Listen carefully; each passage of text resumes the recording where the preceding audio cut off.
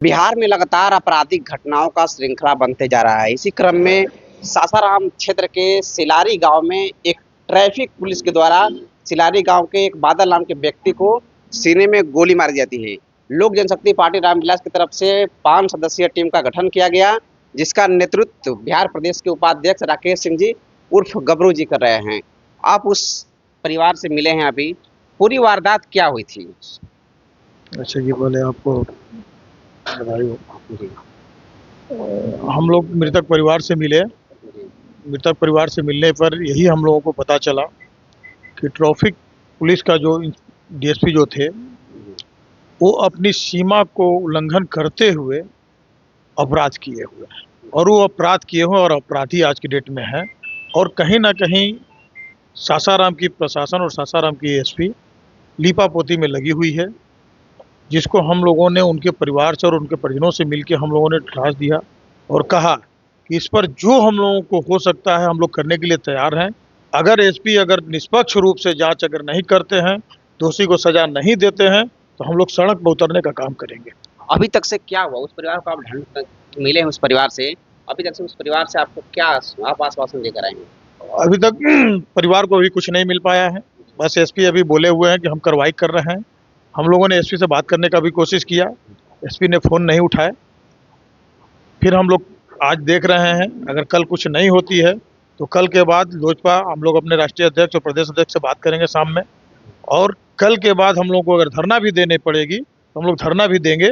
और परिवार को हर संभव हम लोग चाहेंगे कि वो दोषी को सजा मिले, और परिवार को सांत्वना देकर हम लोग आए हुए हैं कि हम लोग के रहते आपके साथ अन्याय नहीं होगा, हम लोग न्याय दिलाएंगे। लोक जनशक्ति पार्टी उनको न्याय दिला के ही रहेगी। बिहार में लगातार आपराधिक घटनाओं का श्रृंखला बनते जा रहा है। मैं आपको 2020 की तरफ ले चलता हूँ। 2020 में आपके नेता जब नीतीश कुमार से अलग हुए थे, उस समय बता रहे थे कि बिहार एक लगातार आपराधिक प्रदेश बनते जा रहा है। लेकिन आज जब अधिकारी के द्वारा एक सिविल ड्रेस में आकर एक व्यक्ति को सीने में और सर में 6 गोलियां मारी जाती है, ये बिहार को क्या दर्शा रहा है? देखिए, आपराधिक ग्राफ बढ़ना और घटना ये पारंपरिक चीज़ें हैं। अपराध कम हुआ है, ऐसा नहीं है कि बढ़ती गई है, अपराध कम हुआ है।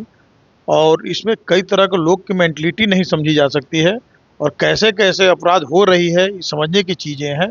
कई तरह की अपराध होती है, किसी का आपसी रंजिश में अपराध हो रहा है, कहीं लूट मार में हो रहा है, लेकिन पहले वाली स्थिति नहीं है कि लूट बनी हुई है। लेकिन ये जो घटना सासाराम की है, ये बहुत निंदनीय घटना है। ट्रैफिक इंस्पेक्टर का काम नहीं है किसी के आवास में जाके उनकी माने सीमा से बाहर की चीज़ थी। अगर उनको कुछ समझ में भी आया कि यहाँ गलत चीज़ हो रहा है, तो वहाँ के सदर थाना को बुलाना चाहिए, स्थानीय फोर्स को बुलाना चाहिए, एसपी को खबर करना चाहिए। और सिविल में किसी के घर में जाके किसी तरह का उलझन पैदा करके आपने गोली मारा। उनका कहना है ये लोग हमसे उलझे, तो आप गए क्यों? आपको वहाँ सीमा क्या थी? आप ट्रैफिक का काम है, 9 बजे के बाद आपकी काम बंद हो जाती है, तो किसी के घर में आवास में पहुंचे कैसे आप कह रहे हैं कि एसपी जैसे लीपापोती में लगे हुए हैं कि 10 मोटरसाइकिल हमने उठा लाया, वहाँ 300 लोग थे। जब वहाँ बर्थडे मनाया जा रहा था तो 30 का 50 लोग हो सकते थे। ये तो बड़ी बात नहीं है। आप एक फंक्शन करते हैं, आप कोई चीज करते हैं, तो आपके यहाँ 100 गाड़ियां रहती है, तो इसका मतलब क्या हुआ? सब लोग अपराधी है? और आप कह रहे हैं कि अपराधी है, आप कह रहे हैं, कभी कह रहे हैं कि ट्रक लूटकांड में था, तो उसके ऊपर कौन सी केस थी आप बताएं।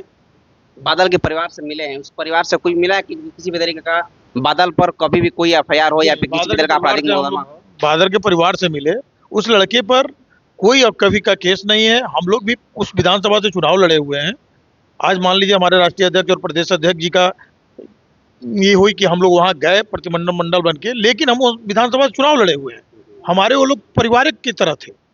उस लड़के पर आज तक एक कोई ऐसा केस ही नहीं बना कि जिस पर वो ऐसा इतना बड़ा अपराध किया हो कि जिसको गोली मारी जाए। और रही बात सीमा गोली मारने की, किस चीज पर आप गोली मारे? आप सीना पर गोली मार रहे हैं, 6 गोलियां आपके नीचे चेंबर खाली हो रही, ये क्या तरीका है?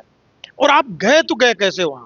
और आप अगर अपराध नहीं किए, घटना नहीं घटी, तो जैसा बताया जा रहा है कि आपकी गाड़ी बाएं तरफ जा रही है और आप दाहिने तरफ भागे जा रहे हैं, आखिर क्यों? आप अकेले क्या करने गए थे वहां?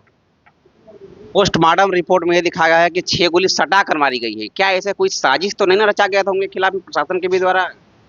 हाँ, कहीं ना कहीं प्रशासन और शासन सब चीज में हम लोगों को अभी विश्वास नहीं है कि जो पोस्टमार्टम रिपोर्ट भी आया वो सही है कि गलत है, लेकिन इसको हम लोग सही नहीं मान रहे हैं। लेकिन हम लोग अपने हमारे राष्ट्रीय अध्यक्ष अभी आएंगे, अभी नहीं है, बाहर गए हुए हैं, आएंगे और प्रदेश अध्यक्ष बैठेंगे, बातचीत होगी और हम लोग इसमें मांग करेंगे कि इसकी जो भी जांच हो, अच्छी जांच हो, ऊपर का जांच हो, जो कि यहाँ के लोकल स्थानीय प्रशासन के द्वारा इसकी जांच न की जाए।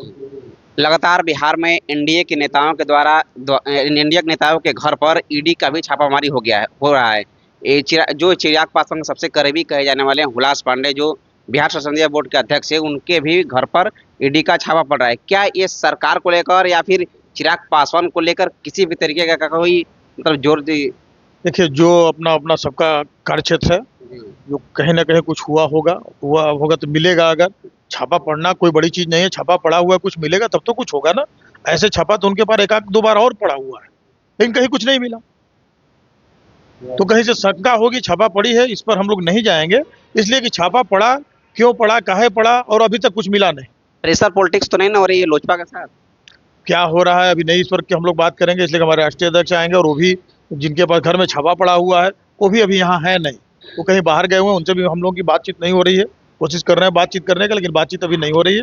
ऐसा कुछ है नहीं, ना कुछ मिला हुआ है। बीपीएससी में री एग्जाम को लेकर छात्र पटना में धरना पर बैठे हुए थे, लेकिन प्रशासन के द्वारा कल एक बार फिर से लाठीचार्ज हुआ है। इसको लेकर लोजपा इस पर हम लोग, इसकी बैठक आज हुई है शाम में। हमारे आदरणीय शाम्भवी चौधरी जी के ससुर जी एक्सपायर कर गए हैं।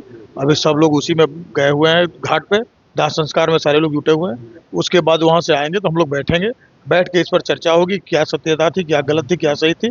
इस पर जैसा होगा हम लोग मुख्यमंत्री से मिलने का काम करेंगे। चलिए, इतना वक्त देने के धन्यवाद सर। Okay, thank you. अभी के लिए इतना ही। मैक्स पासवान, जय हिंद, जय बिहार।